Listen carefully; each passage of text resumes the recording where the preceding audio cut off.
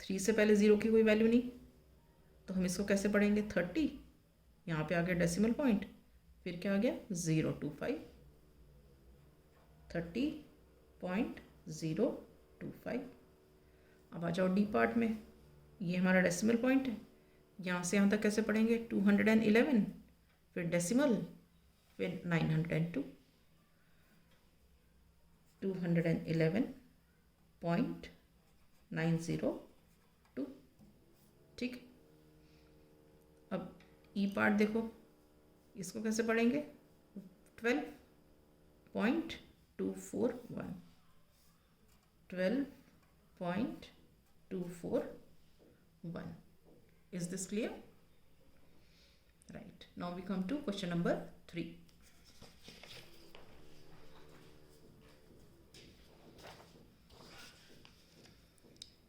In question number 3, what we have to do? We have to write the following decimals. ये जो decimals हैं इनको हमें place value chart में लिखना है। ठीक है। फर्स्ट वाला क्या है? 0.29।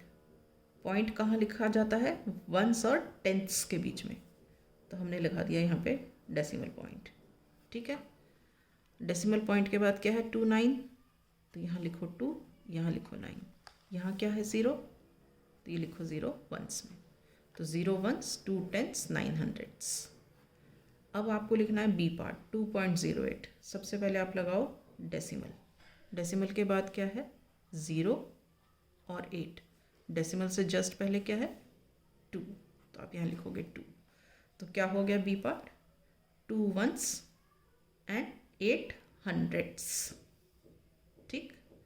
अब सी पार्ट पे आओ, 19.60। सबसे पहले आप लगाओ डेसिमल पॉइंट, डेसिमल के बाद क्या है? 60, आप लिख लो 60। डेसिमल से जस्ट पहले क्या है? 9, और उससे पहले क्या है? 1। तो अब आपके पास क्या हो गया? हम इसको पढ़ कैसे सकते हैं? 19 एंड, या तो हम पढ़ सकते हैं 6 टेंथ्स, या हम पढ़ सकते हैं 19 एंड 60 हंड्रेड्स। नेक्स्ट आ गया 148.32। सबसे पहले हमने लगाया डेसिमल पॉइंट, डेसिमल के बाद क्या है? 32, यहाँ पे लिखो 32। उससे पहले क्या है? जस्ट पहले 8, उससे पहले 4, उससे पहले 1, तो ये लिखा हमने 8, उससे पहले लिखा 4, उससे पहले लिखा 1। ठीक है। तो हम इसको पढ़ेंगे कैसे? 148.32 या 148 एंड 32 हंड्रेड्स। ठीक। अब नेक्स्ट देखो 200.812। सबसे पहले हम लिखेंगे डेसिमल पॉइंट, उसके बाद लिखा है 812, तो लिख दो 812। ठीक। और फिर उससे पहले क्या है? 2 zeros और 2, उससे पहले हमने लगाया 2 zeros, फिर हमने लगाया 2। तो हम पढ़ेंगे कैसे? इतने को पढ़ेंगे 200.812 पढ़ेंगे, या फिर 200 and 812 thousandths। Clear? So this completes question number 3. Now coming to question number 4. Write each of the following as decimals. ये तो बहुत ही सिंपल है, ये एक्सपेंडेड फॉर्म में दिया हुआ है। ये देखो 2 is in the tens place, 9 in the ones place। तो हमने लिखा 2 in the tens place, 9 in the ones place।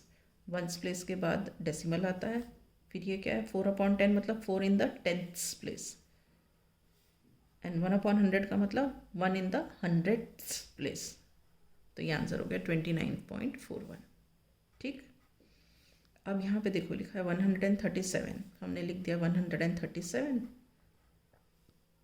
अब ये 5/100 लिखा है, इसका मतलब 5 is in the hundreds place, hundreds THS।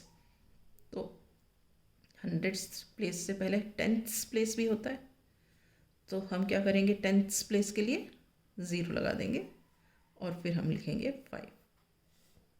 ठीक। अब आ जाते हैं इसमें।